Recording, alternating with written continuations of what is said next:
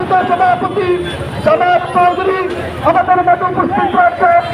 উপজেলা ছাত্র দলের সংগ্রামী সদস্য সচিব আরিফ হোসেন এবং আমাদের মাঝে উপস্থিত রয়েছে। আমি সকলের নাম বলতে পারবো, তবে সময় সংকটের কারণে আমরা সংযুক্ত করতে চাই। তাই কারো মনে কোনো দুঃখ রাখবেন না, কষ্ট রাখবেন না। আমি কারণে হয়তো বলতে ভুলে গেছি।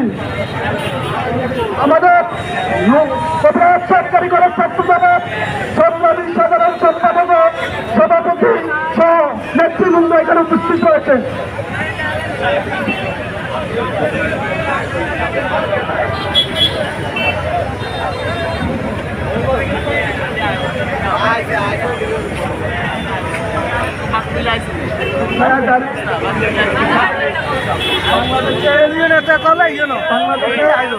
পাঁচই আগস্টের পরে যে প্রেক্ষাপট ঘটেছিল, বাংলাদেশে অস্থিতিশীল পরিস্থিতি ছিল।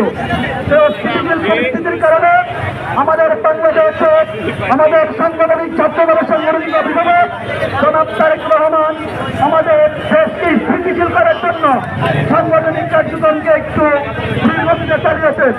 কারণ আমাদের নেতা কর্মীরা স্বাভাবিকভাবে হয়তোবা ভুল বসবাস শুরু কিছু করতে পারে বিধায় রাষ্ট্রের স্থিতিশীল পরিস্থিতি এনে আমাদের কমিটি ঘোষণা করা হয়েছে।